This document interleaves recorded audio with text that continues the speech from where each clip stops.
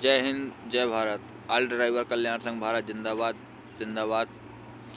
मैं पुष्पेंद्र द्विवेदी, छतरपुर, MP 16। हम आज हमारे देश में भारतीय ड्राइवर संगठन चल रहा है। ऑल ड्राइवर कल्याण संघ भारत जिंदाबाद जिंदाबाद। ड्राइवर एकता जिंदाबाद। आज हमारे देश में भारतीय ड्राइवर की स्थिति बहुत ख़राब है। हमने कई ड्राइवरों से बातचीत जुड़ने के लिए कहा तो वो उल्टा ज्ञान देने लगते हैं, मतलब कि उनको कुछ पता है नहीं है, वो ऐसे बात करने लगते हैं। अरे भाई, आप जुड़िए, एक ड्राइवर समाज में जुड़िए। आप जाति पात में, धर्म में बटे हुए हैं। अरे हमारी एक ड्राइवर तो ड्राइवर ही है, ना तो उसकी कोई जाति है ना कोई धर्म है। हम आप अपने अपने स्तर पे मनाते हैं, लेकिन हम ड्राइवर ड्राइवर ही है।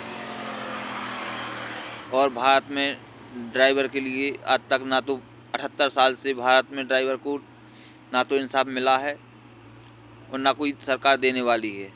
अब हम भारतीय ड्राइवर को अपनी एकता के द्वारा अपना आयोग, ड्राइवर दिवस, ये सारी अपनी 29 सूत्री मांगें लेना है।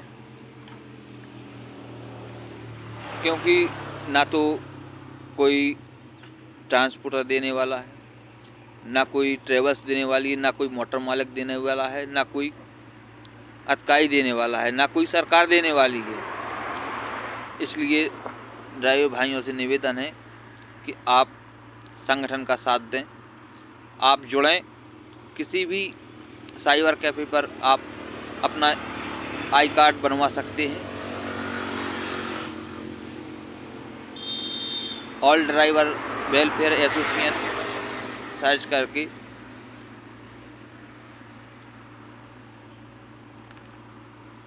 आप ऑल ड्राइवर कल्याण संघ भारत का कार्ड बनवाएं और अपनी संगठन में योगदान दें।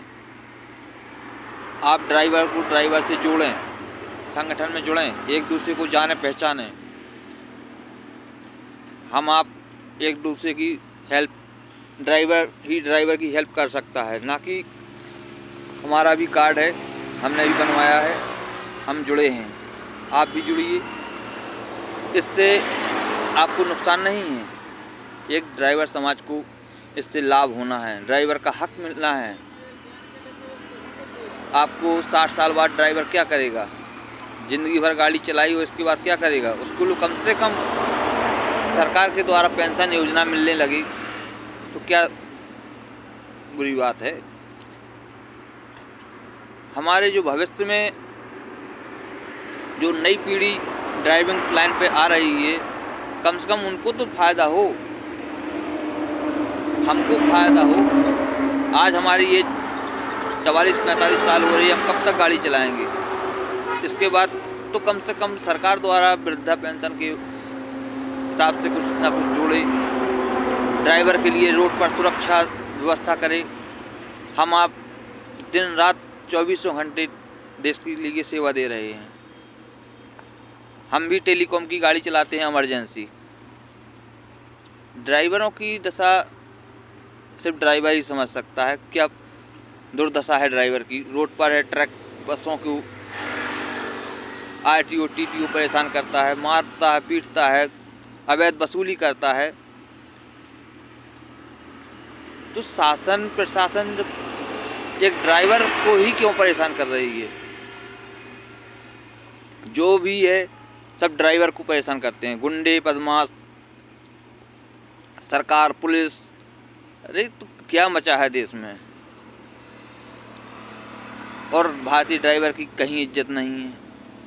आप कहीं भी कितने भी बड़े अधिकारी के पास हो या किसी भी नेता नगरी में हो, जहाँ तक कि कहीं भी नौकरी कर रहे हो, ड्राइवर की कोई इज्जत नहीं। बिल्कुल जी सर के अलावा कोई कुछ नहीं बोल पाता।